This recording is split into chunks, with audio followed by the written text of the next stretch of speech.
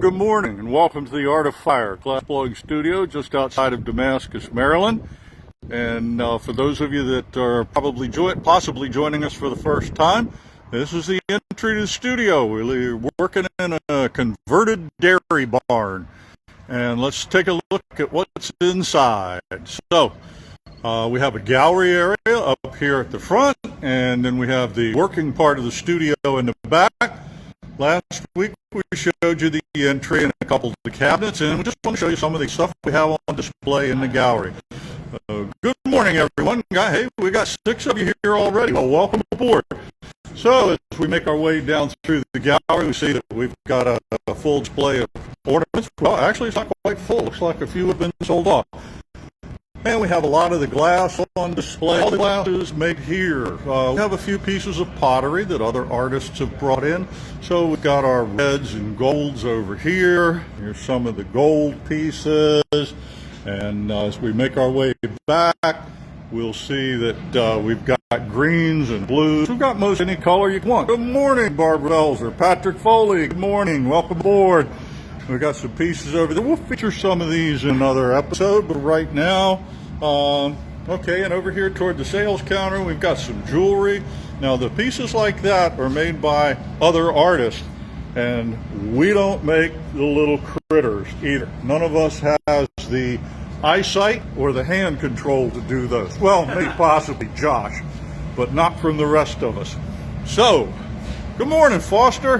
How's it going, buddy? Good morning. Okay, so top of the morning to you. Top of the morning to you for all of you getting ready to celebrate St. Patrick's Day. So, in that notion, we're going to do everything in green today. So we'll show you a few of the pieces we have here and give you some ideas of what's going on. This morning, Foster's going to start us off with a brandy snifter. He made one on our YouTube presentation a little bit ago. Had an order for a pair, so we thought that'd be really nice to show. So he'll be doing that in a little bit. Todd's going to make us a shamrock platter, and then we'll have a green pitcher and a green glass. We showed you the green beer mug a couple of weeks ago, so we got all kinds of things there to do. So here's some samples of our greenware, if you will. I know that's a term from pottery, but pottery and glass blowing are very much related. So we've got some cane pieces where we've used green and white together. We've got vases with various applications of the green color, a ton of green ornaments in all the styles that we make. We've even got an oval plate here made in green. We've got stemless wine glasses, a variety of vases. Here's a beautiful flattened pitcher. Those are really kind of neat. When you look at them on edge, you get a concept of just how thin that really is, and all in green. So our winner from last week is Ann Hope, and she won this beautiful bubble ornament here. And the prize for this next week is going to be this glass here. And so I'm going to pick it up so you can get an idea of what's on there. We've got impressions of shamrocks, or 4-leaf clovers, if you will, on here, and tried a couple of different colors on it. And part of the reason we did this, Foster and I made this yesterday, we explained a few weeks ago when somebody asked about the stamps we used, if they could be used for anything else. And we mentioned the concept of prunts. And prunts were put on glasses to help you hold on to it, because perhaps in Renaissance times, if you were eating a greasy turkey leg or a mutton leg, you might not be able to hold on to your glass. So it gave you a little extra something to hold on to. So we thought we'd goof around with that a little bit. So keep the comments coming. That's what will get you entered in the drawing for that. Also like to mention that we can do gift certificates if you like. So you don't have to pick out a piece of glass for someone, you can let them do it themselves. And before I give Foster the floor, we do want to mention our charity event, which is going on for the month. And this is the Cats for Kids. Todd's come up with a beautiful design in the Maryland colors for our sleeping cats. They're $60 each, half of which is going to go to No Kid Hungry. and shipping's included except for anybody that's getting shipped internationally. They'll be numbered and signed. A limited edition production is not going to go past the end of the month, so please contact us online, artoffire.com. You can call us 301-253-6642, or we might take carrier pigeon orders as long as you get them here before the 31st of March. So, without further ado, Foster. All right. Okay, so you're going to be making us a brandy snifter in Aventurine green, right? Correct, yes, sir. Okay, all righty. So Foster's going over to get a piece of green on the end of the pipe. It'll be a solid chunk of glass, and it's called Aventurine green. It has kind of a sparkly effect to it, and if I can find a piece that has that in it later on, we'll show you what that looks like. He's going to warm this up. Actually, the planter is the Aventurine. Yeah, green. the planter right here behind us. If we can get the light coming through it, you might be able to see the sparkly nature of that. We're in kind of a shadowy place over here, but that green is absolutely beautiful. So Foster's going to be making this brandy snifter. It'll consist of the cup or bowl, and then he'll put a stem onto it, and then a foot, and then after that he'll transfer it to the putty and open it up. In case you'd like one, you don't have to have Aventurine green. We got lots of colors available. You can order one. We'll be happy to make a pair for you. So let us know. Keep the comments coming, and we really appreciate when you share the video or share our site with others, because that gets us more viewership, and it's been going pretty well. We're very happy with it. And of course, everybody wants to be liked. If you've got any questions about the process, go ahead and post them. I'll try to keep up as the comments go across the screen. The ones that I miss, Theta usually catches. And if I get too long-winded in the explanation, Theta will get right to the point with you. So, Foster getting this glass melted in. He's just heating it on the end of the pipe in his glory hole. This is a unit that has no glass in it. It runs at about 2300 degrees. He's going to roll that on the marver, the steel table. It shapes it and it cools the sides. He doesn't want to blow into that right away when he comes out of the glory hole. Number one, it's not shaped symmetrically, and it's so very, very hot it'd be out of control. He blows into the pipe, caps the end of the pipe with his finger. The compressed air that he's created has no place to go except out into the glass. It's not going to break stainless steel, and it's not going to blow his bony finger off the pipe. He's a strong man, that one. Okay, so he gets this all set like he wants.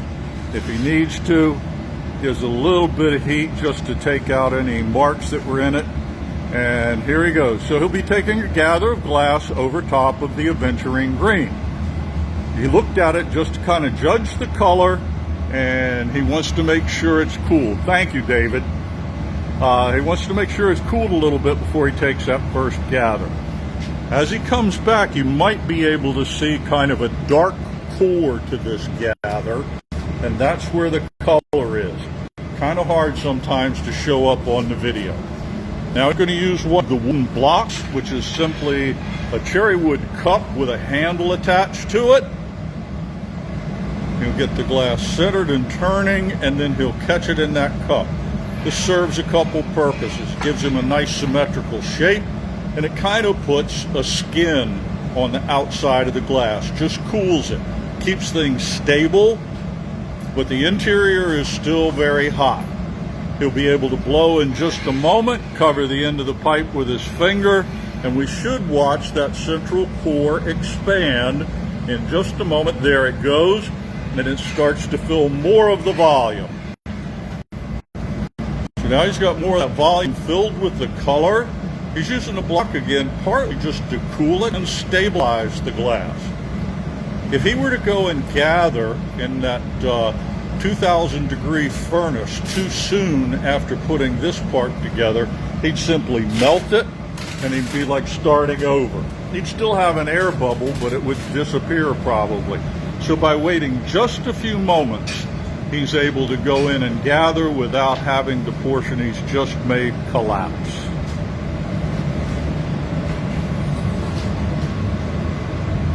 Our furnace holds about 400 pounds of molten glass. It's clear glass. That's the best choice for a studio with one furnace operational, because we can add color to our pieces and either surround it with clear or put it over clear. But if we had a furnace full of blue glass, we wouldn't be able to make this beautiful Aventurine piece right now. Foster take a slightly larger block, catch the glass, and by continually turning, he establishes the symmetry he needs, chills the outside of the glass, and then once again will blow. He traps the air and only goes out a little bit further this time.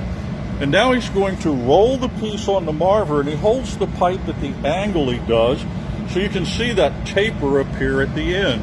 This is going to help him get into the optic mold. Good morning, Joanna. Welcome aboard. So this is the optic mold here that he'll be using. Once the glass is really, really hot, he'll drop it in there, blow hard, and it will place the ridges in the glass. They're optic molds because, well, that's what we call them. Every other glass blower calls them that. But the reason being that they create an optic impression, all right? Some molds actually create, let's watch this.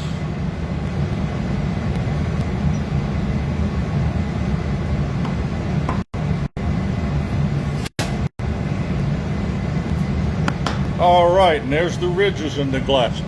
So some of the molds we use actually create an element of design, which is what those ridges are. We do have some molds that will actually shape the piece to near finished dimensions. So that's a completely different type of thing where you use a mold to shape the piece. This is all freehand or offhand glass blowing. The trash can on its side is kind of a spray booth that we sometimes use. Okay, but we're not right now. So Foster's going to inflate this. No, Antoinette, I don't think we've got bad weather coming in necessarily. I know there is some cloud cover this morning, and we do have sometimes a little bit of issue with the internet and our cellular signal here. We're in kind of a rural area. We certainly do appreciate the patience of everyone for bearing with us.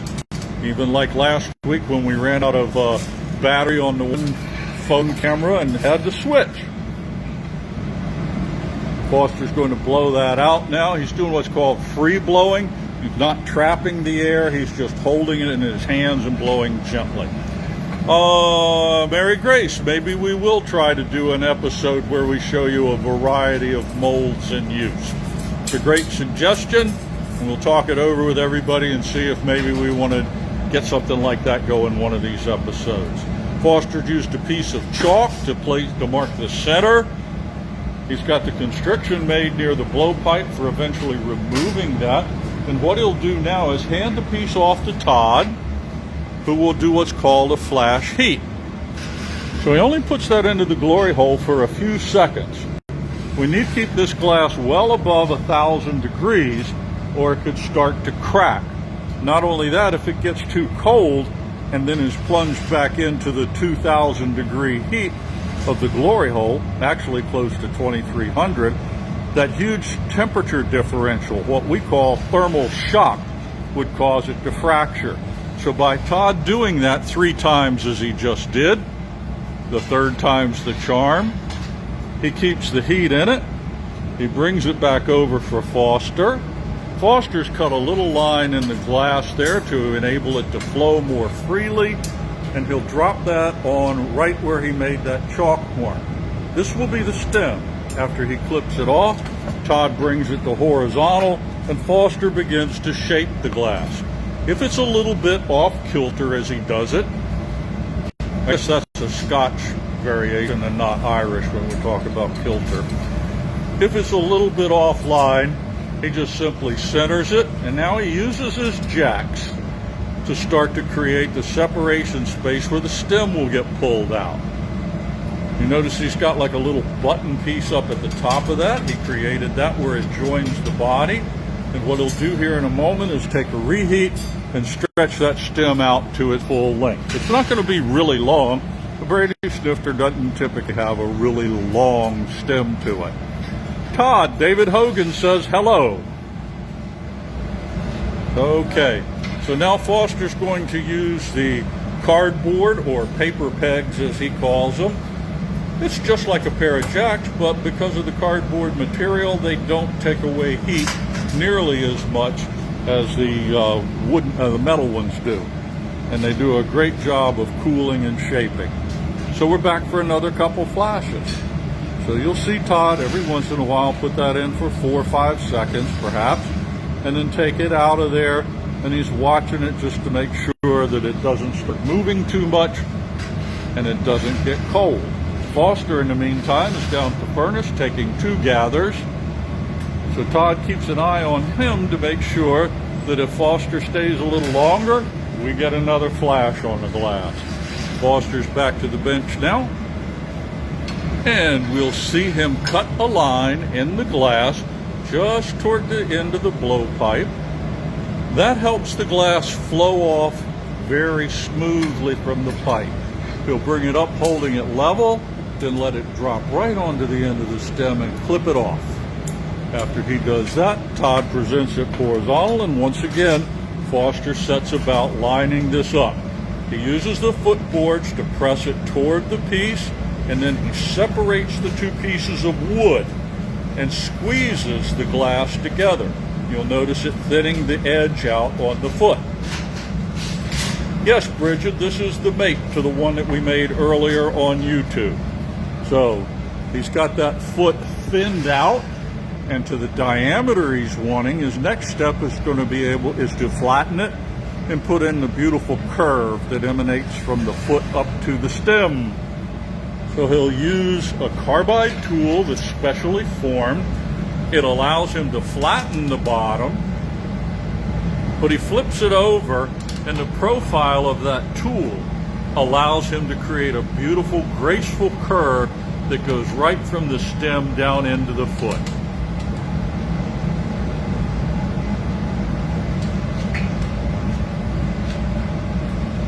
So I'll hand that off for Todd. I'm reading the comment here. So Ann is asking about, she's trying to figure out the consistency of hot glass. It seems you really have to push hard on the tools to shape it. Well, the thing is, Ann, the consistency changes as we go along. And it changes due to a loss of heat. It begins to cool off and harden, and at that point we have to press harder. If we press hard on fresh, hot glass, we could actually get it misshapen. So we'll watch Foster attach the punny from over here. He'll take his file and place the punny in the middle of the foot. Then he'll begin turning it, and if it's off center a little bit, that's okay, because by pressing on the iron in his hand, he gets it trimmed. He scores the neck, taps the pipe, and the piece comes off. And that's our transfer. So, not to belabor the point of the consistency of the glass, but the consistency when it comes out of the furnace, I would say, is probably close to warm molasses. It's kind of thick-ish, but it's not as thin as, say, a motor oil or a machine oil or something like that you might use around the house. So it's a little bit thick, but it is very runny. Then as it cools, it becomes more viscous and is harder to work with. And viscosity, I'm pretty certain, is one of those things that works in reverse. When you say more viscous, you're actually talking about something that sets up more. But if I've got that wrong, I'm sure there's one of you out there that will help me out and correct. Okay. So now you can see from the orange or yellow glow where the heat's located in this piece. He's already formed the lower half of the vessel, so now he's going to form the upper half. Now it's a little bit thicker right there than he wants, and that's why he's using the shears to cut that glass free. He uses jacks to round it out a little bit, and you can see by the color change he's been losing his heat pretty steady since he came back. That's why we only have about a minute or so, sometimes less, to work the piece when we return to the bench. So that's what he's doing right now, is going back to the glory hole to reheat the piece. Do you have to keep the rest of the shop at a certain temperature? Is there an ideal temp to work in? Well, we don't have a lot of choice in the matter, but we really do try to be comfortable. And we installed a new ventilation system this past summer to blow a little more air around. As I said at the opening, we're in a converted dairy barn, and though we have good circulation in here, it gets very hot in the summer times. We have a couple of thermometers on these 6x6 posts, and it's not been unusual in a really hot winter in the Washington metropolitan area for us to experience temperatures of about 120 degrees in here. And with the humidity, that's pretty miserable glass working. And so I haven't explained anything more about the process, but you can see the entire time how Foster's completed this design.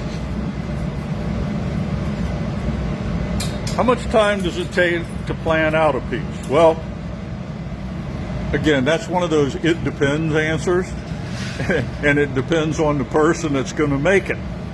If it's a beginner, they probably have to plan for a long time to figure out all the steps. If it's an experienced glass blower and they've made something similar before, then they shouldn't have too much trouble with it. Foster's using his calipers to make sure that he's matching the mate, which has already been put away.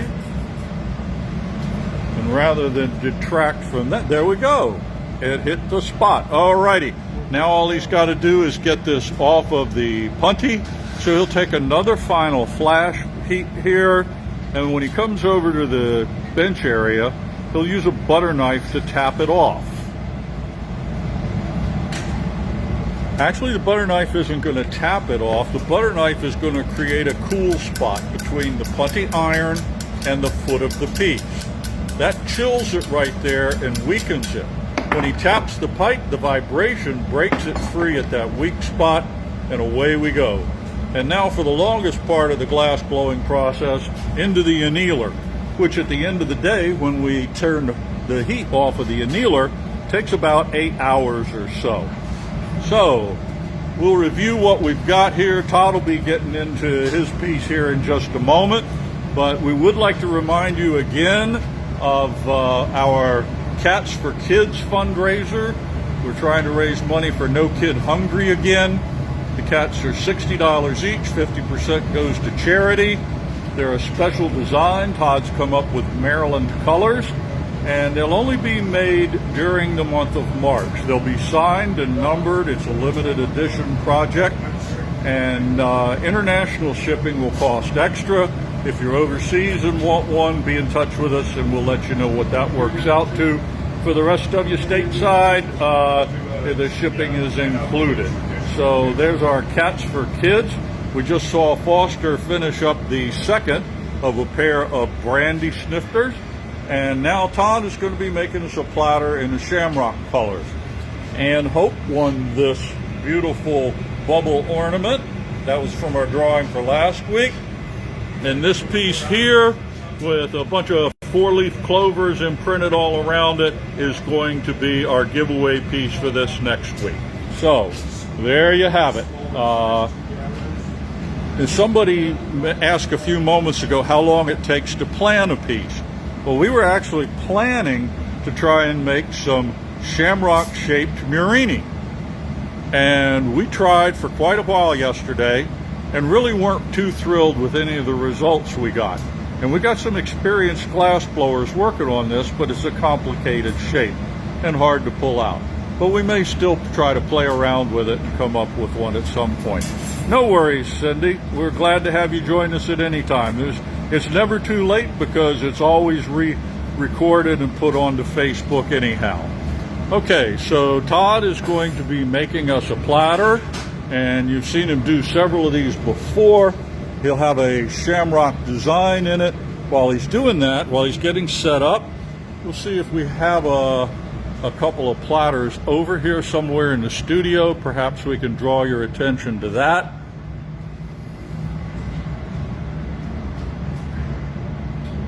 It's a beautiful one he made a few weeks ago on one of our broadcasts. So instead of a random pattern of swirls in the multiple colors like this, what he'll wind up with is kind of the leaf pattern that you would see, say, in a 4-leaf clover. Here's an example in a vase where by raking the glass, he's managed to create the feathering effect. And he'll be doing that. Here's another one he's done down here, where the gold and greenish colors give you an absolutely beautiful idea of how it will look like a leaf. So he'll be up to that here in just a moment. Shamrocks, not real rocks, that's right. Watching from the northeast of England again. Tricia, welcome aboard. We're really excited to have folks from the UK, and we've had Netherlands and Germany, and just basically all over the world. It's really, really good. So Todd now is collecting glass on the end of a blowing iron.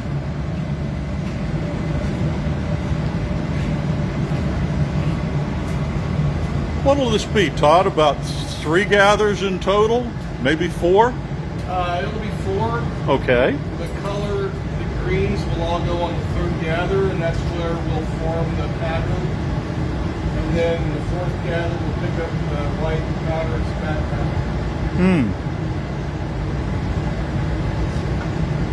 powder. Todd's shaping the glass right now on the metal table we call a marver. It kind of chills the outside. This pretty much serves the same purpose as what you saw Foster do with the block. Stabilizes the glass, puts a little skin on it, but gives him a little bit more control of the shape he gets. There comes his bubble out into the glass, again, by trapping compressed air in the pipe. Wow. Kalis is from the UK too. Foster, we got 3 or 4 people here from the UK. We're going to have to take a road trip. Todd's marvering again to try and get this shaped exactly like he wants. And as he goes back to take a gather, we'll take a quick look here in the green that he's going to use. So it's a mixture of a couple of greens, special color combination. And he'll gather in just a few moments. He has to let that first gather cool off before he can. And then he'll pick up the green. Now he mentioned that the green, yeah, road trip to the UK. Well, yeah, a plane trip. Okay, so, oh, Australia too? Wow, oh my goodness, that's wonderful.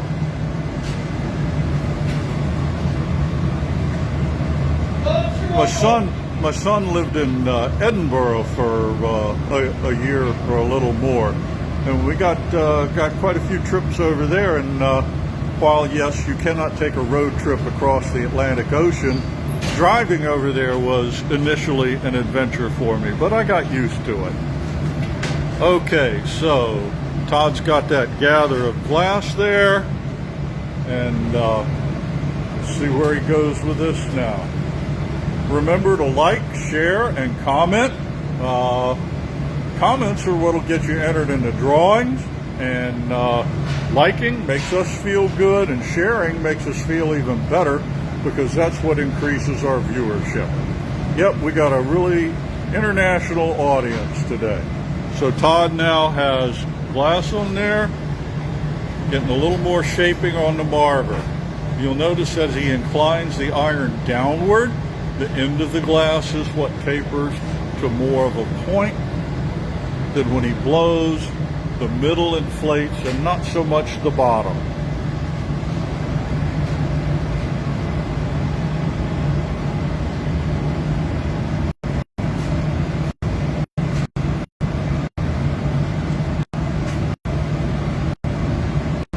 So, it'll be another gather after a quick swig of coffee. We assume that's coffee in there. Don't know for sure. So Todd will take another gather from our 400-pound furnace containing glass at about 2,030 degrees. And then he'll bring that over here and he'll wind up picking up his frit. We'll change position a little bit so you can maybe get a little bit better view of it. Oh, so he's stripping the glass off right now. Somebody asked about viscosity. There's the fluidity of the glass right there. You saw it drizzle right off the end of the pipe. He's pointing it up in the air so it doesn't all fall away from the pipe. And now as he taps the iron into the frit, you can see it coated with the green.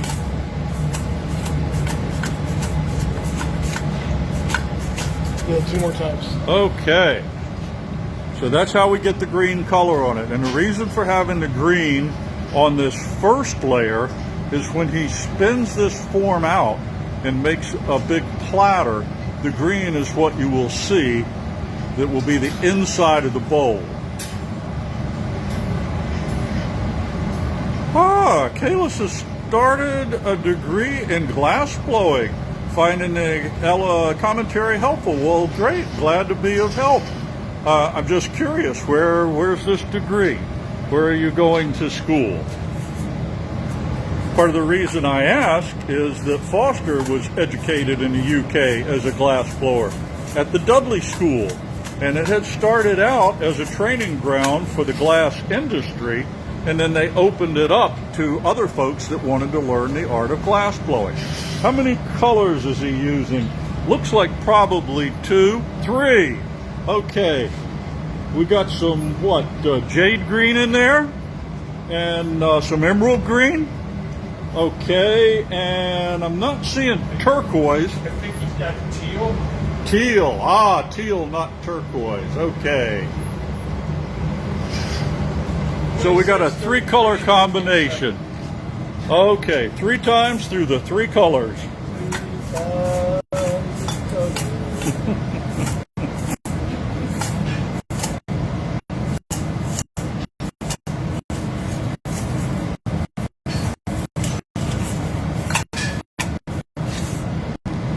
Alrighty. Okay, let's see if I'm saying that correctly. We've got a lot more videos. We started this back in August. We started August 25th with these broadcasts. So I'm sure Plymouth University of Art. Okay. I may get online and look that up. If you've got any questions, though, go ahead and email us, too. Ask away while we're on the broadcast. But you can direct questions to Foster or me or Todd. And in case some of you are on for the first time, I'm Bruce. You don't see me much. I'm behind the camera.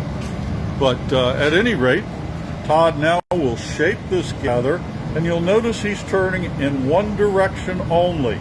He's turning the glass clockwise, and what this will do is start taking those individual dots of glass, those little pieces of frit, and stretching them into lines. He needs to have lines that surround the whole piece of glass so that when he does the feathering, those lines will actually draw out for him. So he'll do a lot of that on the marver by taking the piece and turning it in one direction only.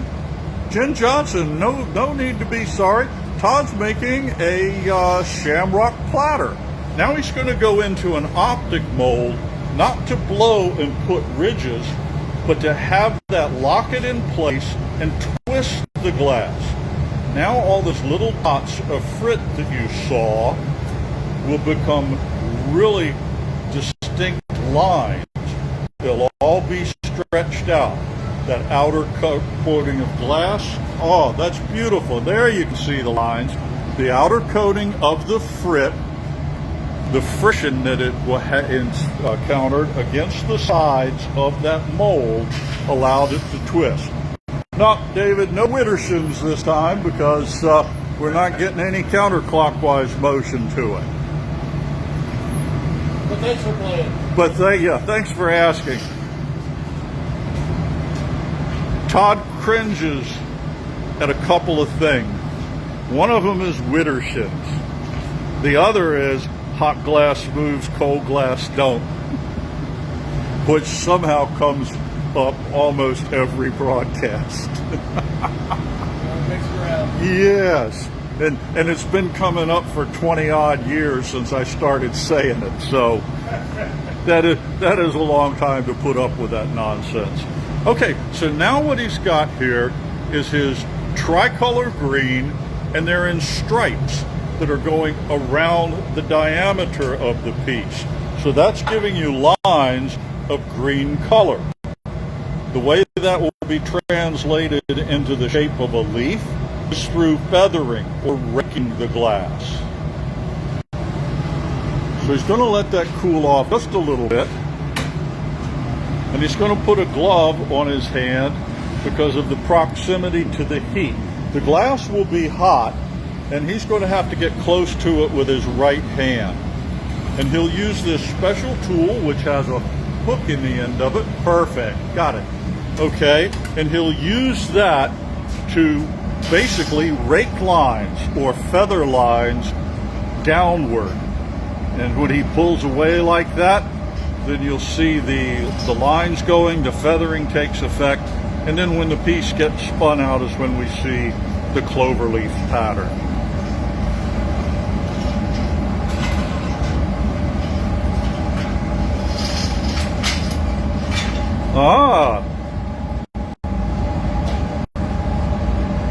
Scott Farrell's telling tales on you, Todd.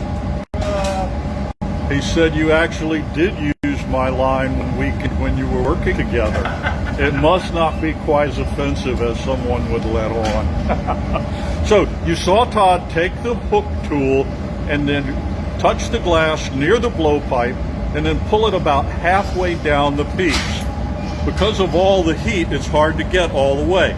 So there he finishes up one side nearly. He'll come to the end in a minute, and now brings the other down. And by working in this fashion, a nice, slow, controlled manner, he's brought those lines down quite a bit, almost to the very end. Now, either now or later, he will bring them all the way around the end, but he'll also be doing two more lines in between.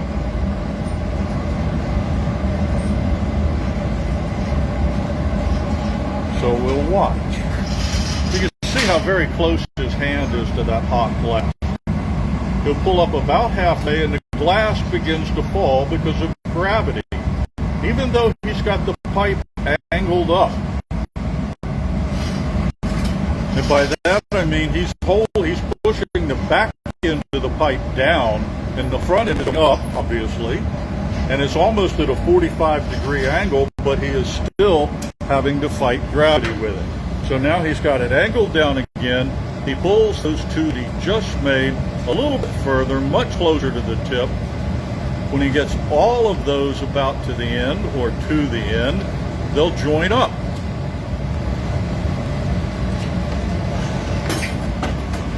And he can also just start using the diamond shears to pinch them together, and he'll clip off those little nubs there when he gets the design like he wants. So this feathering or raking process is what will make leaf pattern. And as this glass cools a little bit, we'll be able to see more of it. Now you can see in all those places where he cut those lines or raked those lines, how the glass is pulled downward in kind of a curved pattern.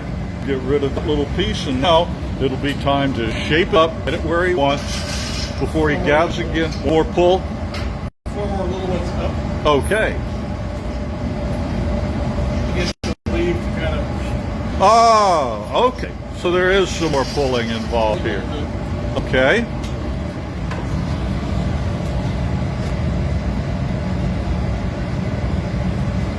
So he's coming about halfway in between the lines he's already pulled and pulling again. And this is what could give you a little separation at the top of each leaf? Well, just to give it that direction towards the end of the leaf. Oh, okay. You'll see a little variation, variety. See if it makes it look more like a shamrock than a platter. Okay. So there's his raking done. He'll take off his glove. We get asked a lot of the time if we wear gloves while working, and the answer to that is no. We get used to working with the heat. We're very careful with the equipment, and the pipes that we use do not get hot very far up. And actually, one of the worst burns I've ever seen was from a gentleman who wasn't associated with our studio, but blew glass wearing leather gloves and didn't realize that the interior of the glove was getting hot until it was very far along in the process, and then the leather continued to really seriously burn his hand. So it was an unfortunate thing to see. But when we're working and when we're teaching others to do this, we show folks how to avoid the heat and not hurt themselves. Safety has to be the primary goal. Todd now is using the marver to shape. You'll notice he had the iron angled down at the back end. That allowed him to work the glass near the pipe, and now with the inverted angle, and he'll go back and forth here a little bit. You'll see he gets kind of a nice little diamond shape with it.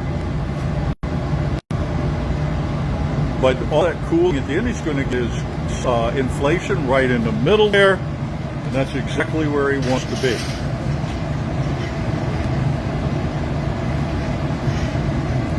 Yeah, if anybody else has any questions about patterns or why we do what we do, we're always glad to explain it. We'd like to make this experience educational as well as entertaining.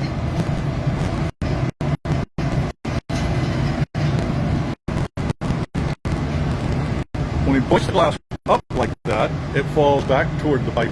Notice that this back end of the iron is down a little, and the glass that's moving on the marver is that which is close to the pipe. By inverting the angle of the pipe, he's made his contact with the opposite end, and he gets that shape. Also, with all that cooling on that end, should he blow this time, his inflation will come in the middle area, not so much down toward the tip. We like to keep a lot of thicker glass down in the bottom. So he had enough of a bubble that time, he just needed to get some shaping. Now he's using a pipe cooler. Now the irons don't get exceptionally hot. They're really, really hot in about the first 12 inches up from the piece of glass. But where we normally are holding the pipe at about the midpoint, it's not very often hot. But the interesting thing about the pipe cooler is it allows you to grab the glass, or grab the iron, closer to the glass. And by being able to do that, we're able to gain leverage. Notice now he's using his curved tool called a soffetta or a puffer to cool the tip. He doesn't want that to go in really, really hot. He doesn't want that distorting when he goes in and gathers that 2,000 degree glass over the top of it. So that was kind of a preemptive move. And his next step will be to get the glass on the pipe and then come over and gather some white on it. So the back or underside of the bowl platter will be white. We'll see Todd bring it out and probably strip some off in the furnace. There he goes. By holding the pipe downward like that, the glass flows off, and now even a little bit more. There's the fluid nature of the glass, and by bringing it up to level, it just burns itself right off. No worries, Fern. We're always doing this for the entire time. So he's rolling that fresh hot glass through the line of frit, or the pattern of white frit there. It's a very fine frit, so it gives him a lot of dense coverage. So he goes all the way back and forth, getting full coverage on it. One of the tricks for any of you that do glass blowing is you don't want this to run away from you and get excessively long. You'll notice that when Todd first came back to the marver, he used the end that was near the pipe. If he had started with the tip of the piece, the hot glass would have run away. So knowing little things like that is essential to keeping control of the glass.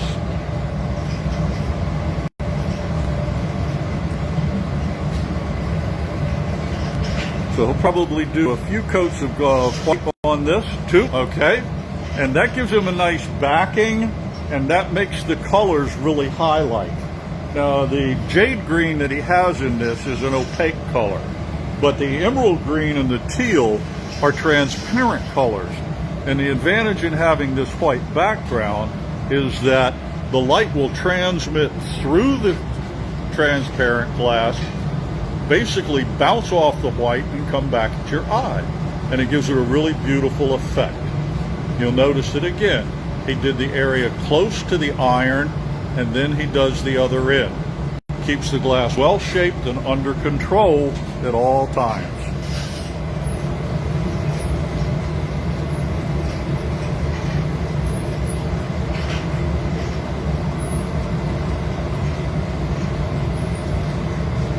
So even when we're just gathering frit on the piece, we probably only have a minute or less with enough heat in the piece to get what we want. The glory holes run at about 2300 degrees Fahrenheit, which is their purpose is to drive heat back into the glass so we can work with it. Once again, with the glass near the pipe, a little bit in the middle just to take that ridge out, and then on down toward the end. Sorry, missed the camera there.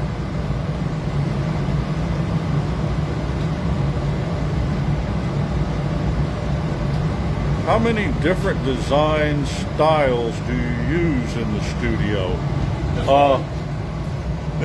Just one? Just over and over. If you're talking about historical art styles or something, we have no idea. Some of these styles are based loosely on what would have been the Venetian style of glass blowing. Some of them are more of a Scandinavian style, basically in the manner of the work, the size of the vessel, that sort of thing. But we're really pretty simple here. We just make glass. I really couldn't say contemporary, modern, Renaissance or medieval or anything like that. We just lots of times we just make what we want. I know that's true for me. I just see something and say, hey, I'd like to make that. Just like yesterday we said, hey, we'd like to make some shamrock murini. Unfortunately, we're going to have to say that again and again before we get them to come out. But we will. It may be Labor Day and we'll be showing you shamrock murini, but someday we will. Okay, so now he's got the whole thing in there, getting it really hot. It's got to have heat through the whole piece in these early stages.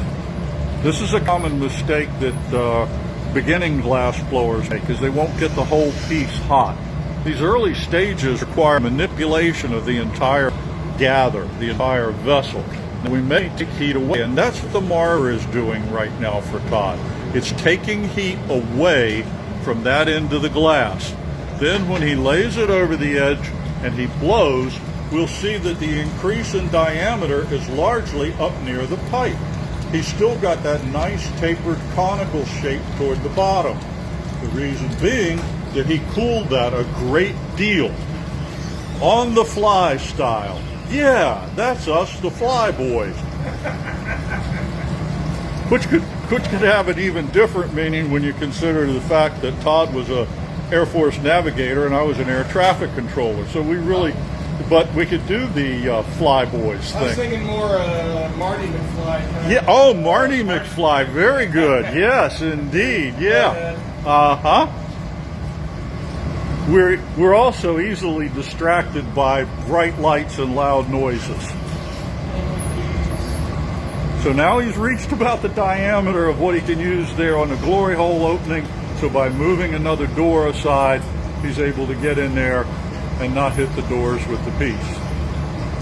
That's another thing that folks have to learn how to do, is avoid hitting the doors when they bring the piece in and out of the glory hole. So it takes a great deal of heat to get it all to manipulate, and he still hasn't made the jack line yet. The point of separation from the blowpipe will be coming very soon, and that's why the entire piece needs to be hot. If he'd allowed that to get cold, he wouldn't have much success and cutting his jack line. He's not going to do that till he gets the shape going, and there he is. He's got the shape like he wants, and by pinching the blades on either side of the glass, I'm going to come around from behind Foster so we can kind of see what's going on here. This jack line or neckline will be the point of separation. Yeah. Okay. Thank you.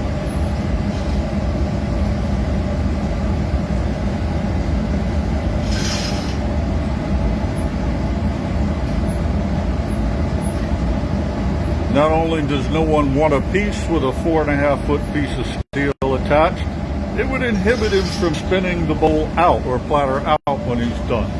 So you'll notice the whole thing's wiggling around. That's because it's all hot. By angling the iron, he controls the issue with the deflection due to the heat of the glass. Were he to hold that iron horizontal, it would be very difficult to keep it under control. Barbara from Dortmund, Germany. Hello, hello. Did you ever visit Dortmund when you were in Germany, Todd? It's always nice to ask a glassblower a question while he's got the pipe in his mouth. It's incredibly inconsiderate. There you go. But now you can see how he's inflated that. I would say good nobbing though, because it's probably early afternoon over there. Yeah, they're probably, what, about 7 in the evening? No, not that late. I think probably 6 hours. I think they're at 4 in the afternoon in Oh, England. it's noon here. Yeah, so yeah, 5 o'clock. Yeah, I forgot. Yeah, because we just did. Yeah, You're getting, you or somebody else is getting a good. What is? I don't speak German. What is Guten Abend? Good nobbing is good evening. Ah, okay, very good. Good morning is morning. Aha, okay. Or you can say good time. Good Yeah. day.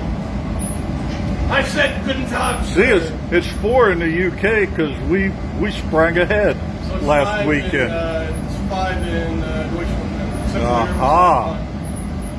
Because they're GMT. 1650, Barbara says. Okay. So just almost 5 o'clock. Yep. Mm-hmm. I like the All right, now Todd's using gravity to collapse the bowl platter back toward itself. You can see it shortening and also getting wider in diameter. So one of his goals here in using the gravity and shaping this is to not let the vessel get extremely long. And you got a Guten Tag, Todd. Okay. Yeah. Let's all talk to Todd while he's got a blowhose or a pipe in his mouth. David said that's kind of like your dentist asking you questions while he's working on you. I used to wait tables in college, Ah. and it was always fun. We wait. I used to wait until. Uh-huh. How's that taste? Yeah, I did it on purpose. Yeah, we changed our clocks last Sunday. Saturday. Now you'll notice that this vessel got a little more squat. Now what he'll be able to do is check his diameter. When he's got that, he's going to use the blowhose to inflate and the newspaper to hold the shape. Wet newspaper is a perfect insulator. And he gets a beautifully curved shape toward the bottom now by blowing gently and using the newspaper to hold it. The newspaper holds the shape in. Newspaper keeps its shape. Rolling makes it round. Yes. Another Bruceism. Hold back. Yes, uh-huh. Everything but the oink. So Foster now is preparing some glass for the foot of the vessel. Todd's making sure that the bottom is cooled off a little bit.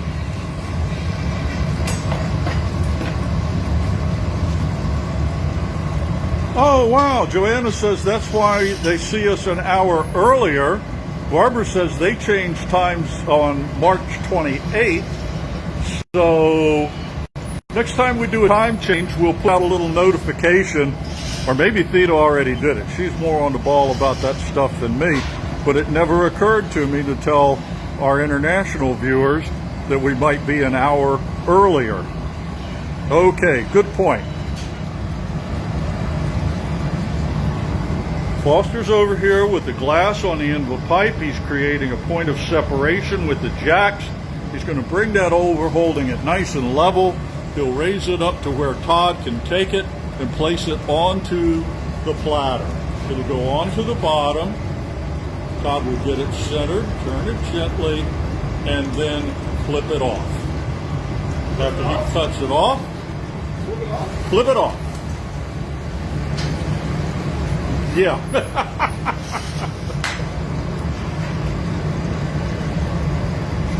Just for anybody that's thinking about glass blowing, Todd did not do that blowing glass. All right, so now it's time to shape the foot. What type of foot is he making? Left foot. A left foot, yeah. This is what's left. Yeah, this is the left foot. This is what's left on the piece. This is what's left foot. Actually, Ramiro typed what type of food is he?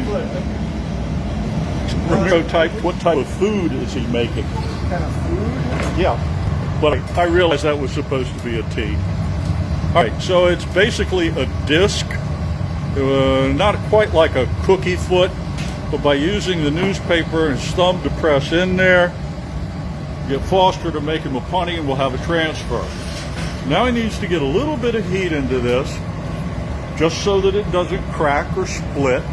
And then after the punty is attached, he'll put a drop of water up near the constriction he made with the jacks, the jack line, and then he'll tap that and it'll break free. We'll come around here to watch the process. Todd's cooling the center of the foot right now. He'll place the punty into the foot and then start turning the pipes, both of them. The whole thing moves. Now that's hot glass on hot glass, so he's going to use the Sofietta or puffer to cool it a little bit, make sure it's straight. When he's ready, he'll put a drop of water onto the jack line, and the vibration of hitting the pipe will break the piece free. Foster takes it and goes up over to the glory hole. Yeah, Antoinette, kind of like a hockey puck, just rounded edges.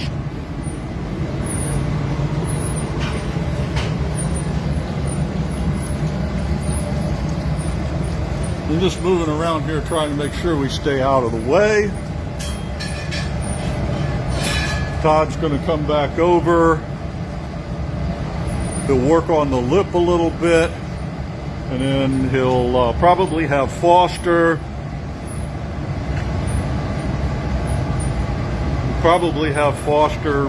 Shield his arm a little bit, and at the same time Foster will probably flatten the lip. Todd's going to be using the jacks to put them into the opening or the mouth of the piece. And when he does that, he wants to make sure that the lip stays nice and symmetrical.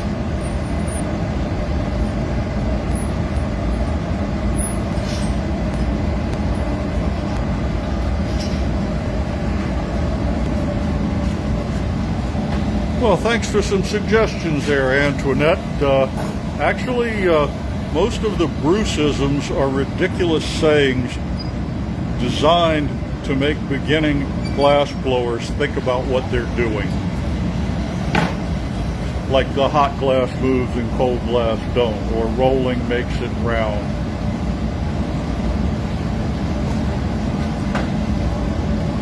Or your eyes will tell your hands what to do. Yeah. Oh, I'm full of them. I'm going to wear the T-shirt someday. I'll come in and show the T-shirt off.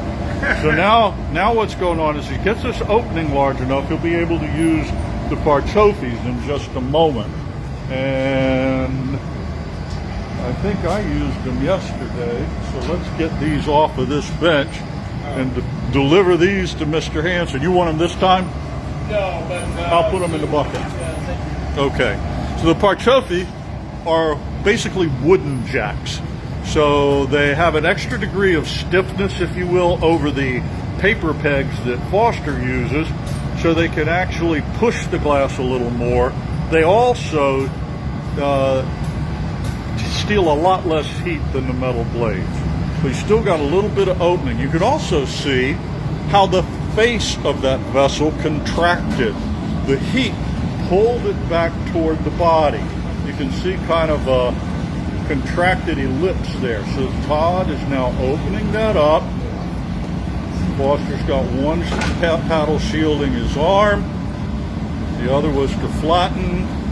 We've got the parchofis there, nice and wet, ready to roll.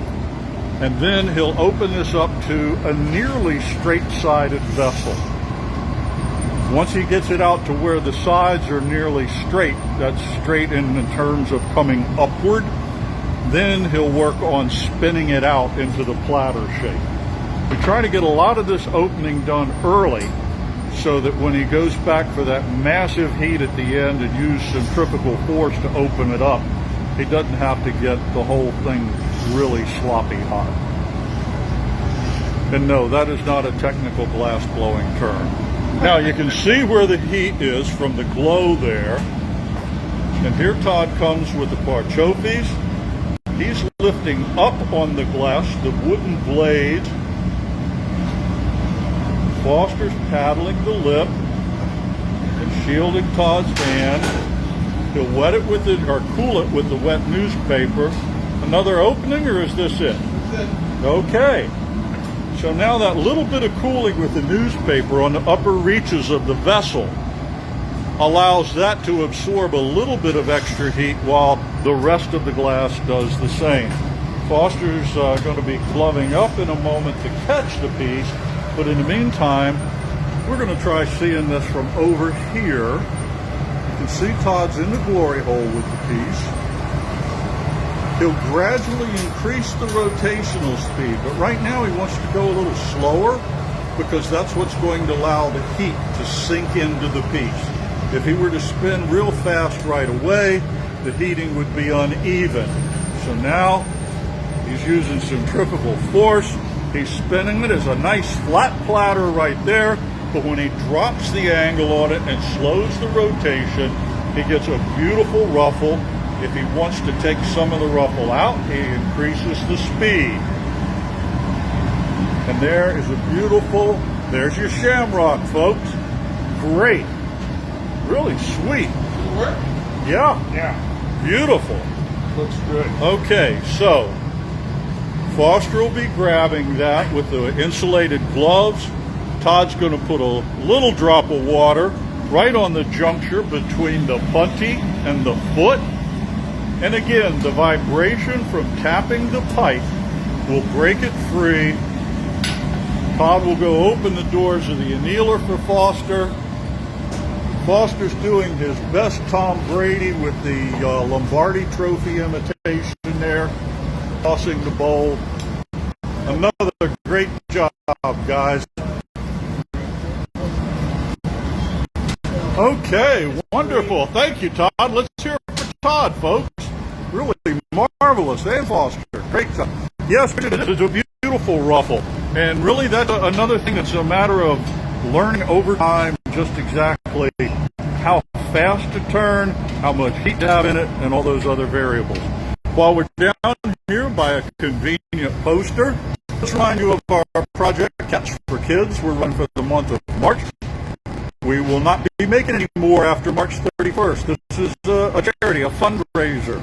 The cats are $60 each. 50% goes to charity, goes to No Kid Hungry. The pieces will be signed and numbered. It's a limited edition product. And international shipping would be extra. The $60 fee would include shipping here in the States. And it's a really worthwhile activity. A lot of you supported us with this charity back in November when we were making drinking glasses. It was so successful, we just figured we had to do it again. And because of the studio's long association with the Maryland Renaissance Fair and the fact we are located in Maryland, it's the Maryland colors. But those of you that live in other states can call it something else if you like. Not quite calico, but they are beautiful cats. So let's take a look back over here at the board, what we've got going on today. You've seen brandy snifter, you just saw the shamrock platter. We're going to do a green pitcher, so you can put anything you want in that green pitcher. It'll be probably a traditional shape. We'll check that out with Foster here in just a moment. And we've got quite a few of our green pieces here to show you. While we're at it, congratulations to Ann Hope, who won the ornament from last week, this beautiful bubble ornament. And this week's prize is a real little treat for St. Patrick's Day. A couple weeks ago, I mentioned about glasses with fronts. Somebody had asked, what could we use the stamps for besides stamping the bottom of a vessel? And so we said we could use them for making fronts. Of course, the question came up, what's that for? Well, in medieval times, or early Renaissance, if you were sitting around the long table and your hands were all greased up with mutton or turkey or whatever, your glass would slip out of your hand. So by putting a little dollop of glass on the outside and making sure it's not sharp, it's a really easy way to hold on to your glass. So we use the woolly clover design and put them on that. So we're giving that away this week. Here's a beautiful trumpet style vase with a pair of different frets that have been ripped. We also have frets that have been altered. In other words, you just get dots in it. We have flattened pitchers.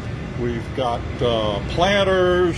We've got stillless wine glasses. Even got an oval plate here if anybody's interested. We can do this with canes. So we got lots of green stuff. Oh, yeah, let's put one down there so we can see. Go. Somebody had asked what they actually look like. Here is a real Maryland cat from the Art of Fire.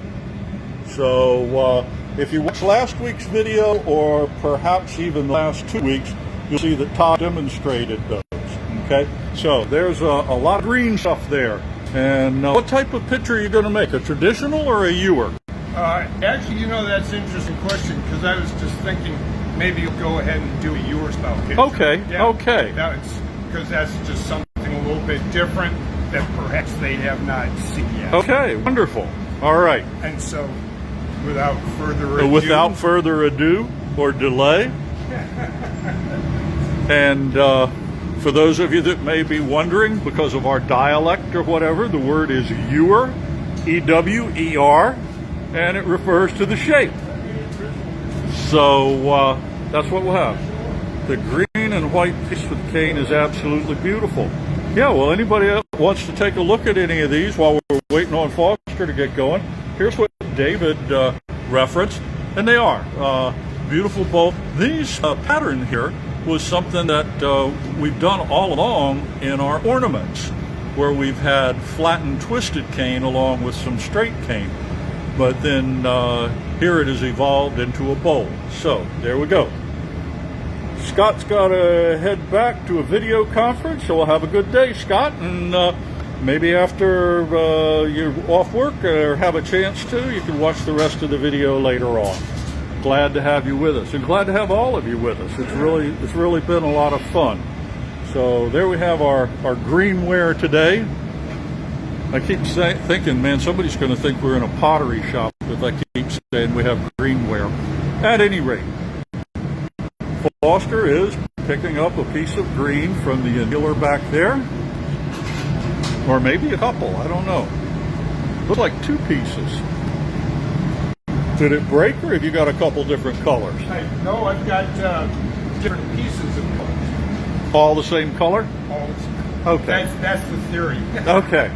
So sometimes we might only have Ellen Montgomery in love with the green trumpet vase. Okay, well, Ellen, let's give that another shot right there. And that's, again, a nice example of the raking process, or feathering, that has been twisted after it was feathered. And that's very similar to what Todd just did in the shamrock platter. So what I started to say is that Sometimes we might have several small pieces of color, just not quite enough to make the piece we want. And what Foster did with this is he had 3 very small pieces of green, heated them up, and when he puts them all into the blowpipe, pick them up out of the inhaler, he can melt them all in together. What color is it, Foster? It's, well, green, of course. Yeah. It's the transparent green. Emerald green? Yep. 33. Yeah, okay. number 33.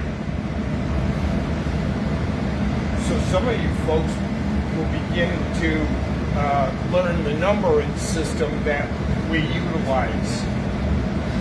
Yeah, when we refer to the colors by number, it's because the manufacturers give each of their colors a different number so that they can be ordered easily. Right now, Foster's using the marver to shape the glass and cool it. That's why he's going to tap the end of it on the marver, roll it once more, then trap the air in the blowpipe with his finger.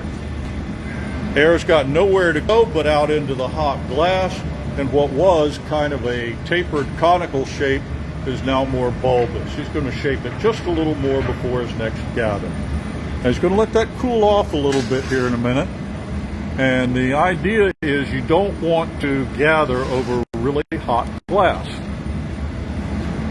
Yeah, if there's any of these paint by number, no, we don't quite do that, David, but it is an interesting concept. That's an interesting way of looking at it. Unfortunately, for this, the color goes in long before the final shape is made. So if we had a particular area of the piece that we wanted to be the number 33 green, it'd be hard to figure out what it was on that initial gather. It might wind up anywhere in the piece, but it's an interesting concept. Foster's taking his initial gather of clear glass. Again, that's a 400-pound furnace with 2,000-degree clear glass in it. He'll bring it back here to his bench and begin to shape it with a block. It's basically a cherry wood cup. The wood is cut green and shaped. We keep it in water all the time. You'll probably see a little steam rise as he uses the block on the piece.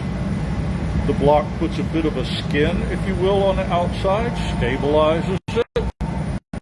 Also gives him a much more consistent, uniform shape. There's the steam off the block. We'll let that wait just a moment and trap the air again in the pipe, and the green will expand. There it goes. Okay. Now he's going to wait a few moments again. Excuse me. He's going to wait a few moments again and gather again. Barbara asked, are the glory holes all the same temperature or are some hotter, cooler than others? Interesting question. That can actually depend on the glass blower's preference. The glory hole that Todd used, the one that Josh and I used down at the other end, are all about the same temperature, but they do run a little bit hotter than Foster's because of the style of glass blowing he typically does, and his timing of heat and manipulation of the glass. His glory hole typically runs a couple hundred degrees cooler than ours. Still serves the same purpose, though, to drive heat back into the glass after it's cooled off. When he has that fresh gather, the glass is at its hottest. It won't do anything now but cool off. It's already cooling just in that short walk back.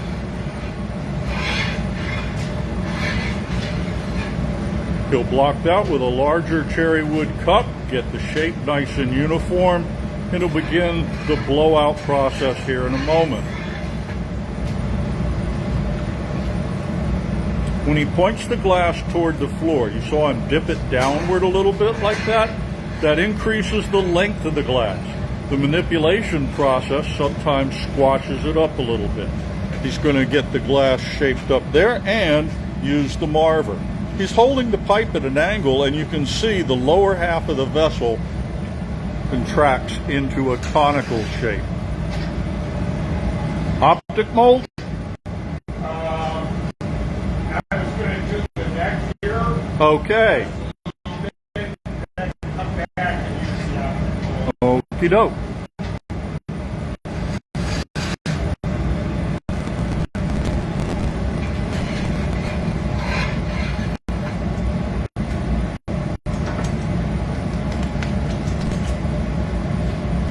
So this jack line, this point will be a point of separation. Foster's going to let a little bit of air into it, but most of the air is going to come when he puts it in the optic mold. Yeah, remember the temperatures on the glory holes are completely adjustable. Any of us could work out of any of them, but this Foster almost always works here at this number 1 bit. It is got all his tools on it. He sets the temperature he wants. He drops the glass into the optic mold, presses it in place, puts the hard blowing of air, the air pushes out against the ridges in the mold that will give him ridges in the glass. There we go. You'll notice also that Todd works at a bench down here that is a little lower, and that's just by personal choice, and he sets the glory hole at temperature he wants. And back in other workstations, benches 3 and 4, we have the equipment there too. Foster's going to redefine the jack line with a point of separation, squeeze that down a little bit, and then blow it out some. Now in a few moments he's going to swing this out, but right now he needs to cool the tip. He doesn't want the end of that piece to get excessively hot and inflate. That is going to be the largest part of the pitcher. So he doesn't want that to get extremely large yet. He's going to be swinging this out using centrifugal force and gravity to lengthen it, and he wants a reservoir of thick glass down in the bottom so that he's able to inflate that later on and maintain control.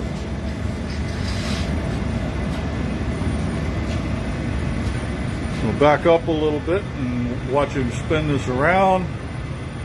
He likes to tell everybody he was a majorette in college. Spinning it around, and now you're seeing him getting the length. And because he cooled the bottom of that a great deal, he's able to inflate it now and not have it get too thin.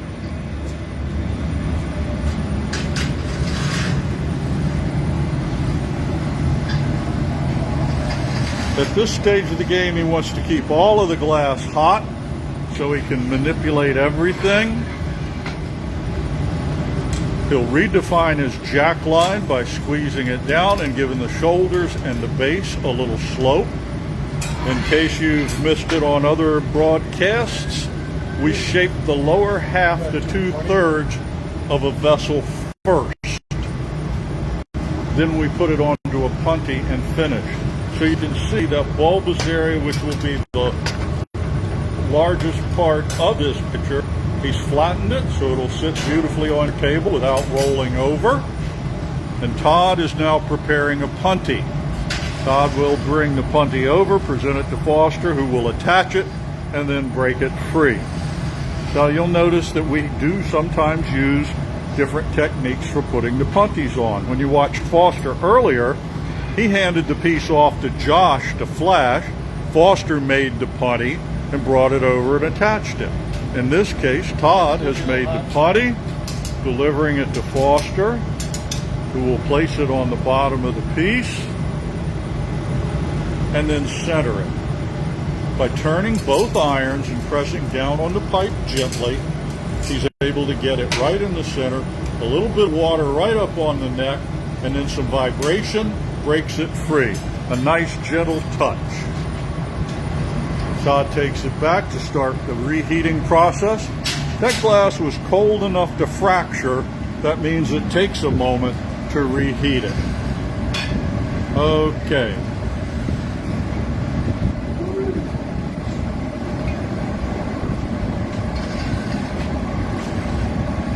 Foster's going to be heating all of it up from time to time to keep the temperature well above 1,000 degrees so it doesn't crack. And then he's going to begin to elongate and trim the neck, not necessarily in that order. And in just a moment, if I can see a ewer spout in the studio, I'll show you one. But basically, it's kind of like a tapered edge.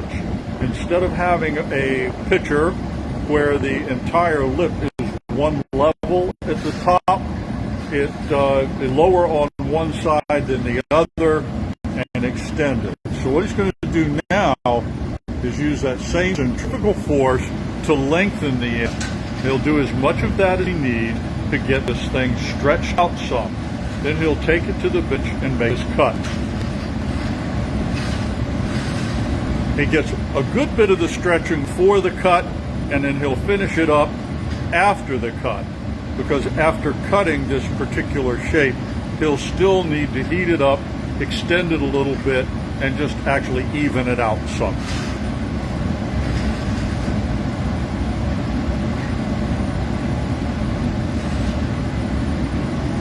A little more lengthening.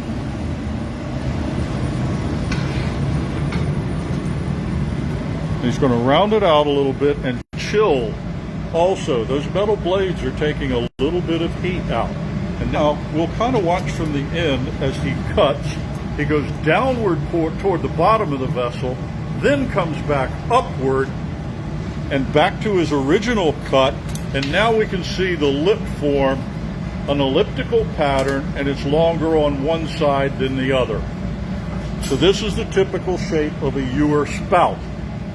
Now what he'll also do is get a lot of heat in that, and then with a combination of spinning it, lengthening, and using his jacks, he'll get a nice even shape across the top of that.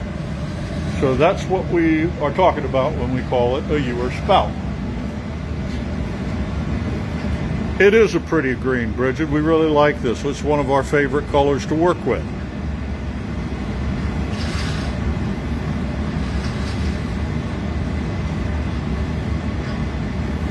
So he's getting that hot enough to manipulate.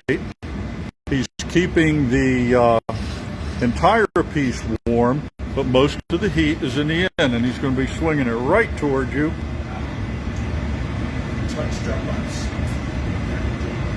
There we go. So now you can see how he extended that and he accentuated that elliptical shape. Got a little bit of glass stuck on it, but he can simply snip that off and cast it aside.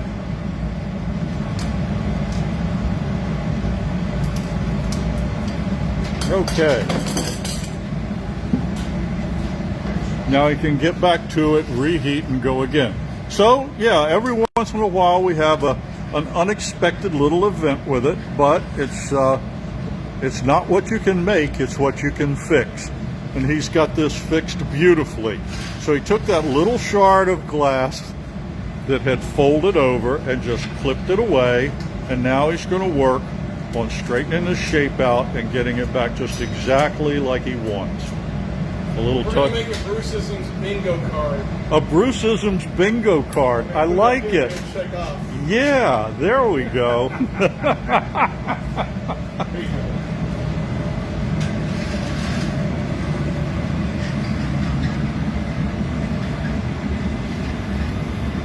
So this, what's the drum major next? What's the drum next to the glory hole? That's where we do a little bit of spraying once in a while, but we don't use it a whole lot. It is a beautiful piece. This is a beautiful piece. And we'll be putting a handle on it in just a moment. And if you'd like one, check us out online, artofire.com. You can tell Theta in the comments that you'd like this green one. Maybe you want to put a St. Patty's Day beverage in it, okay? Foster's getting the lip and everything set on this, and you would never know that he had to make a momentary correction there. Another beautiful shape. He gives it the curve, so it'll pour beautifully, and then in just a moment, Todd will be giving him a hand, literally an assist, not applause. Are we still speaking German? Oh, are we still? Okay, that one I don't get. Barbara still is on. So Todd's going to flash the piece. Foster is going to gather glass for the handle. He'll take 2 gathers from the furnace. He'll put the clear glass on there. He'll bring over to the marker and roll it into a cylindrical shape. And then he'll come over to place it onto the piece.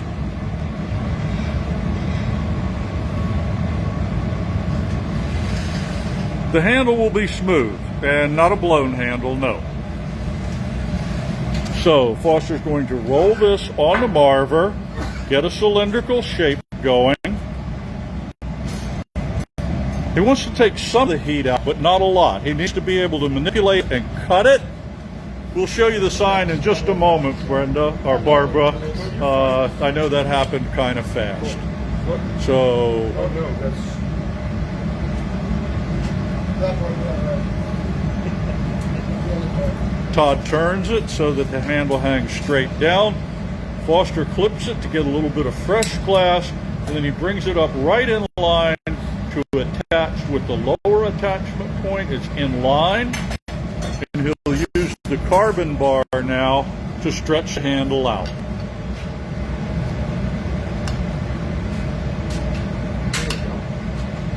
Okay, Todd's opened the door for him. Grab your sign again, Todd, when you have a chance. Barbara didn't quite. Oh, well, she said, does it mean closed? Okay. Yeah. Somebody else interpreted it. So that's a sign that we put on the annealers, because once we have closed the annealer, we don't want somebody opening it. So Foster now has shaped the handle. He's got this beautiful ewer spout on a green pitcher. He'll take a final flash. He'll bring it over. Todd will give him a glove. This one we're going to take off a little bit differently. We're not going to take it off onto a pad on the bench. He's going to do this in midair. One of these days he'll flip it over his head to do that. But for right now, he'll put on the glove. He'll start tapping with the butter knife at the joint.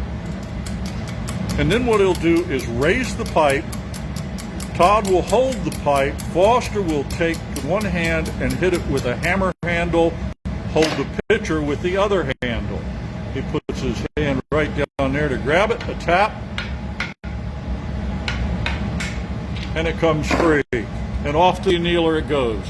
Let's hear it for Foster. Come on, folks. Let's have some thumbs up, some hearts, the whole bit, and Todd. Absolutely, yeah. It's well worth your love, Jana. That's the sound of one man clapping. Well done, sir. Well done. Cool. Okay. So let's just take a quick review of things before we get into our next piece. And we really want to keep promoting this charity event with you, Cats for Kids, where we're donating to No Kid Hungry. Same charity we made all the drinking vessels for back in November and December. But this will be a limited production only during the month of March. Todd has designed the cats in the Maryland colors, partly because of our long association with the Maryland Renaissance Fair, and also because we're located in Maryland, and just because he likes to come up with colors. $60 each, 50% goes to charity. Shipping's included in the U.S. For any of you internationally that want them, there'll be a little extra charge. I don't think it's really excessive, but when you order, be sure to ask Theta about it, and we'll get it to you. So there you have it. And while we're at it, you can order any of the pieces we have in our catalog or anything you see here. So Bridget, thank you. She's telling folks to get your cat. They're really awesome. And I'll show you one here right now. Here is one of our Maryland cats. So it's a little sleeping cat. It's a really worthwhile cause, and we'd love to have them all over the place. If you're not a Maryland resident, you don't have to call it a Maryland cat. You can call it a calico with black, whatever you like. But we're really proud of them, and again, a limited production, okay? Keep the comments coming, and won this beautiful little ornament clear here with the bubbles in it. Our piece for next week is this drinking glass, and it's got a series of 4-leaf clovers and a couple different colors around it. So that's the giveaway for next week. Our theme today has been everything is green, and there's samples of it. So anything you see here you might want, order it up. 301-253-6642 or artoffire.com. We'll be glad to fill your orders and fill your shelves and all your spaces with green glass if you want, or any other color for that matter. Lots of different shapes and styles. Somebody asked earlier about our design style. I don't know that we actually have a specific design style, but we do have a lot of elements from all sorts of artistic endeavors. And there's quite a sample right there. You've seen the brandy snifter earlier. Todd did the shamrock platter for us. The pitcher has just been put away, And now we're going to have a glass. We're making glass in here. Imagine that. What kind of glass, perchance? All right, so we're going to take a diamond optic mold, which I think we did before with the bubble optics that we did a gazing ball, which had the little bubbles and little clear windows with all the powder pushed around the sides. So what we're going to do is a variation on that thing. We're going to go into the diamond optic with clear glass and then roll that over a very thin veneer of dark green or green powder, which is over on the marbling tube. The points that have been pushed up shouldn't make contact with the powder, which means we should have a lattice work of green on the outside. It's going to be powder, so it's going to be sort of dense in some spots and not quite as dense in others because it is a random pattern. But it's a nice sort of dynamic way to show some cool styles of motion glass. Awesome. Awesome. All right. Extra awesome. So here's the green powder over here. This is what Todd will be rolling through after he establishes the points in the diamond optic mold. And Foster, would you mind picking up one, holding it up? I'm afraid if I tip the camera over, this little gyroscope thing is going to go off whack. Okay, so right up here. Okay, so now we can see down into the teeth of this thing, and you can see they're diamond points. This has been very carefully machined. And the trick of using this mold is the fact that on the underside of all those diamond cuts, your glass can get stuck. If you watched Josh 2 weeks ago? Correct. 2 weeks ago, he got very close to being stuck in a really large diamond optic mold because the glass lies under the diamond in addition to over top of it. So what the glass blower does is blow hard into the mold, and that throws the glass out around all those diamond points. Then you have to kind of twist it or wiggle it a little bit and suck in on the pipe at the same time. But since Todd showed no fear last week in doing the snorkeling, we all know that he can draw the air back in for just a moment to exit the mold. So that's the tricky part of using what's called a diamond mold, or some people refer to them as pineapple molds, because when you take them out of the mold, they're kind of a pineapple texture to it, or look. So right now, he's over at that marver, getting the glass shaped up. Jen Johnson says, not complicated at all, LOL. It's intimidating the first few times you do it. Then when you get stuck after that, you're just annoyed with yourself. But most any craft that you would undertake is that way. So hopefully before too much time passes, we'll be back to giving lessons here. I've been teaching here 21 years. Well, the studio's been open about that long, a little over that, open in 99. And so anyway, hopefully we can get a whole nother generation of glass blowers started, which is really kind of funny because we do have a lot of older students. So I don't know that that qualifies as another generation of glass blowers. All right, so Todd is shaping this so that it will go down into the mold and kind of follow the contours, and he'll be able to inflate it. He wants to get this glass really pretty hot. The idea in using any of these molds that create patterns in the glass or otherwise is to get the glass very, very hot and just blow really hard into it to throw it out against those points. Then Sharon says, I just anticipated her very question. Stick around long enough, I'll learn something. Okay, so he's getting that hot. It'll almost actually drip into the mold. When he brings it over, you might actually see the glass lengthen a little bit and kind of fall in the mold before he makes his final contact.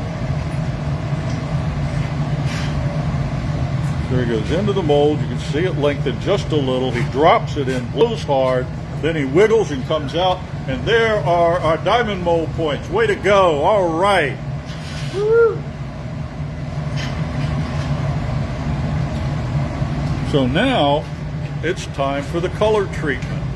So by rolling across with that just touching nice and even, the hot glass is hitting the powder, and you can see, I believe now, where he's just hitting the high points. And that's going to give him the color pattern. All right. Now he's going to roll it at a steep angle like that to get the end covered. So this is just another design element. So those of you that were asking about what is our design style, maybe our design style is what kind of screwy things can I do with a diamond optic mold. I don't know what era that falls into. So it is pretty cool, Lindsay. It absolutely is. In the 2,000 years of experimentation, the what ifs. 2,000 years of what if.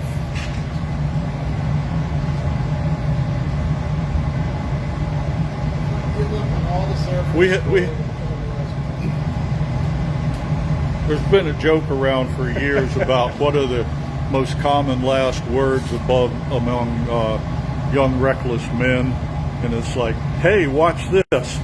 Well, that's kind of what happens in the glass blowing studio too. Only they're not our last words. It's just, hey, I got a great idea. Of course, sometimes we come up with an idea and somebody else in the studio says, what on earth makes you think that will work?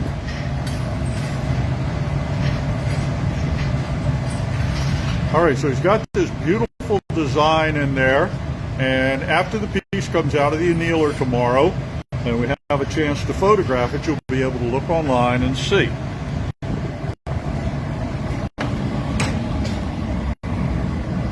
So he's cutting the jack line for the point of separation.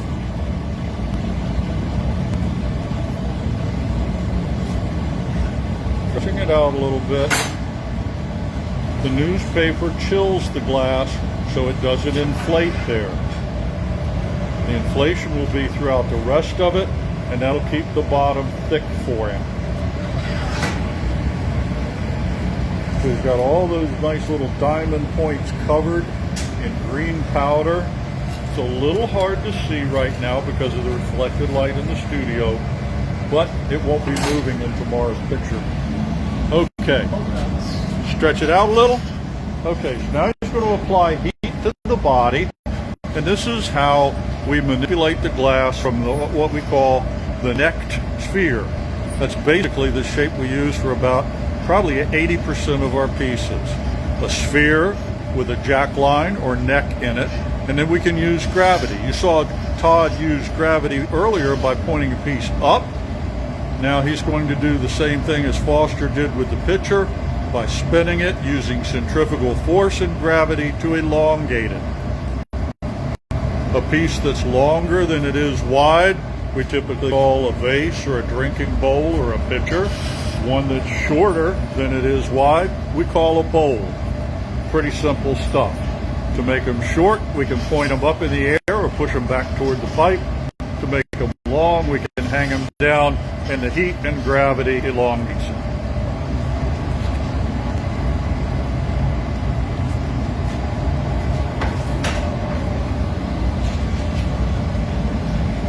You can also use the jacks as kind of a portable marver, if you will. See how that constant line he's using shapes the edge. Now a little bit of air, and that takes the little crookedness out.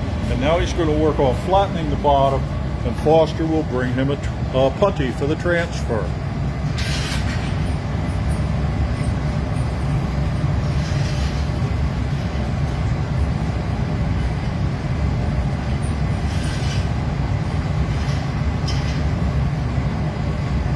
Yep, Sharon, it is kind of experiment and perfect. Try it out, see what works. If you're having a little trouble, try it again. Okay, so he's got this flattened.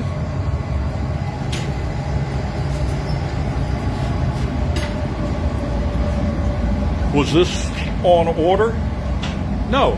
So if any of you out there would like it, want to place an order, get in touch with us. We don't actually have any of these around, do we? They're definitely not in the catalog. So if you would like, what's that? I've only done one other. He's only done one other. So if you would like something that's totally original from the art of fire, get in touch with us. And it can be yours. Yeah. Okay, so now a little bit of water right onto that jack line. The vibration is what breaks the glass. The cooling with the water and the shape of the jack line is what allows it to break right there instead of elsewhere. So now we're back to our opening process. Again, he's made the lower 2/3 of this vessel in advance of the transfer. After the transfer, he'll heat the upper reaches of the vessel and shape it as he wants. And even though today's program is called Everything Green, we got a lot of other colors too. Check out our catalog, our website, artoffire.com. And even if you see examples in there of a piece you may like, but not the color you want, we've probably got them. Light green, teal, Yeah. lime green, jade green, Do we have spinach green? olive green. Olive green. Oh, we have granny apple green. Yeah. Do we have a green with envy? Ooh. Anybody hit that?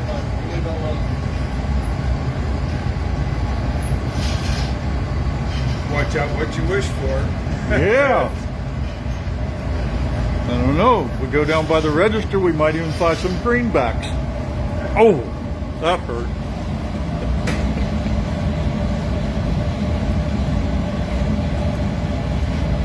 Todd's tweezing that out a little bit. This will be able to thin the glass, also work on the pattern. Now where he cuts that jack line, in just a few moments he'll break it free there. It's just a narrow constriction. You may need a little more heat to finish the constriction, but it'll be another. Oh yeah, but you know, not only the green-eyed monster, David Hogan, we could call it Fenway and have the green monster. Yes. Okay. And while we're on green monsters, how about Kermit? There you are. Yeah, we should make a Kermit the Frog one day. Heck, we've done witches and pumpkins and Frankensteins. I don't see why we couldn't have a Kermit. Just can't call him that. Okay, he's chilling that neck area he just created, and Foster's going to tap it. Whoa! And it came off of the putty. So, you're not going to get that one. Actually, he could probably put that in the annealer and then cut that piece off. Oscar the Grinch, yes. Cookie Monster, the whole family. So, what happened there? Well, the punty joint was actually a little weaker than the joint that Foster was tapping, or where Foster was tapping, and Todd was holding the glass. But it came off just fine. Let's try and pick it up. He's going to pick it up. Aha! Like I said, it's not what you can make, it's what you can fix. So, if you recall, a few weeks ago, I picked up beer bottles out of the annealer. Okay? So, Todd is going to position this glass as he wants. He's going to make another punty, and then he's going to pick it up out of the annealer and pick up where he left off. It is such a pretty piece, Barbara Spitzer, and it's going to live. Yeah. Let's not. Okay. I have faith. I've been seeing you do this for a long time. Sometimes they work, sometimes they don't. But hey, you all are getting to see it warts and all, so that's a good thing. So next up, So now he's got the end of that punty hot. He's going to throw open the annealer door, stab the glass. You'll hear the glass scream at the moment he stabs it.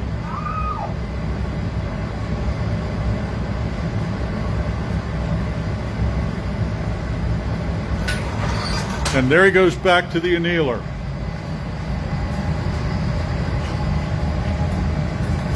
Oh, let's see.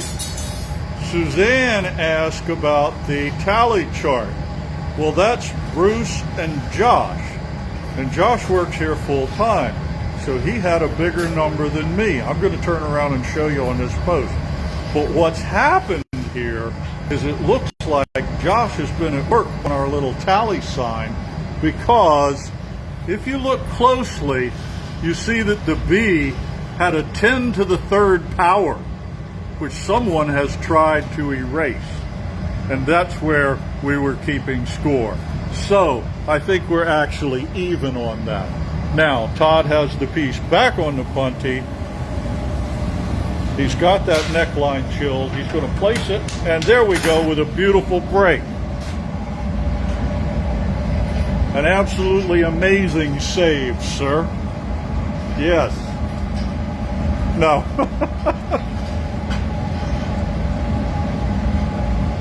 Okay, so now that he's got that done, he's able to open his drinking vessel. And so if there's any of you out there that are just absolutely amazed by that whole process, it can be yours. And you can show this video to your friends while you drink from it. Aha! Yes, indeed. And that can be accomplished at 301-253-6642 or artoffire.com. So now what we have here is Todd finishing up the drinking vessel. And it's going to have a really beautiful design, which you'll see when it comes out of the annealer. You can see the spots glowing right now.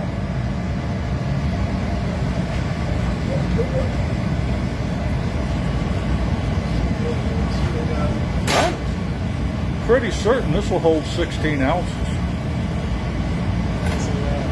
Huh? You have 2 quarts, maybe. Oh, okay. Nah, that's well over 12. Okay, so he's going to get this opened up to the profile he wants, and then once again it will make a trip to the annealer, but it'll be the last one. Lindsay Beth says, I'd love to purchase the piece. Well, Lindsay, I don't know the price. Theta might. You can tell her right now you're the first to ask for it. She'll get a price on it, and if that suits you, then it'll be yours. But he's almost done yet. We have to wait just a little bit to see the final shape.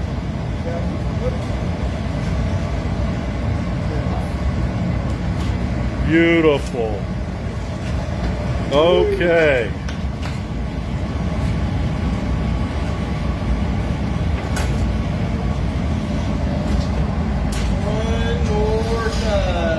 One more time? Or as musicians say, back to A?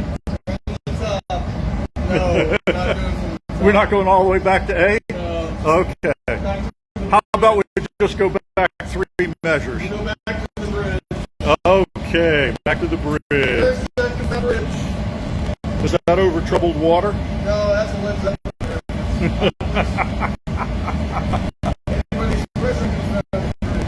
Okay, so now you're drinking glass beer, Lindsay. Yes, beautiful work. Okay, and Todd this time is going to get off, but he's going to drop it off into the annealer. Okay, so he's going to chill the joint, but then he's going to point the iron down into the annealer while the piece is still attached and let it come off there. Jim Johnson, did you answer my question about the glory hole earlier? I would hope that your memory is better than mine, but there it goes. Let's hear it for Todd. Hey. Way to go, sir. Masterful. Jen, go ahead and repeat the question while I wrap up here, and if I haven't answered it, I'll probably answer it again rather than tell you to watch the tape. That would be kind of rude. Okay, so while we do this and I wait for Jen's question about the glory holes, we really want to promote this Cats for Kids with you. We've only got a couple of weeks. Does it have hot spots? The glory holes do have a little bit of hot spot. I'll explain more about that in a minute. Let me run through this. Okay, Cats for Kids, $60 each. The Maryland colors, 50% goes to charity. Stateside shipping is included. If you're overseas, it'll be a charge for that, but if you get in touch with us, we'll let you know what that runs.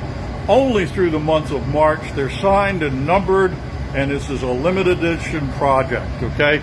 So, here are a lot of pieces in green that we made today, and what I might suggest is if there's anything on that table that catches your fancy, just go ahead and reference what it looks like to you or where it's positioned on the table, and you can purchase any of these. Anne won this beautiful clear bubble ornament last week, and this is our giveaway for this week. Foster and my interpretation of a piece with clover prints on it, if you will. So there you have it. And before I say so long, I'm going to bring you down here to a cold glory hole, since Jen asked the question.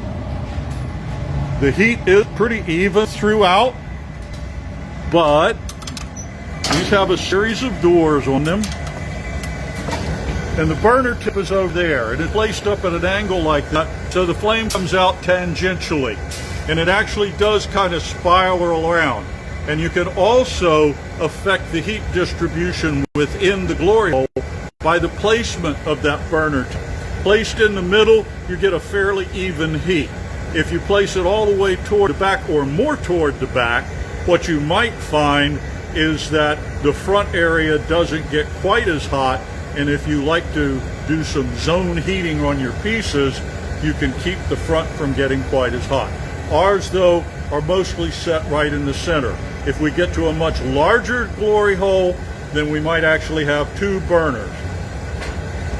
It's very smaller than you thought. What are these glory holes? Well, looks like they've all been. What are the glory holes? About 16? 14? 16. 16 inch? 14. What? 14. 14? Okay. 18 deep. And it's about, yeah. So there you have it. There's the sizes. So thanks for joining us. Glad we could answer your questions.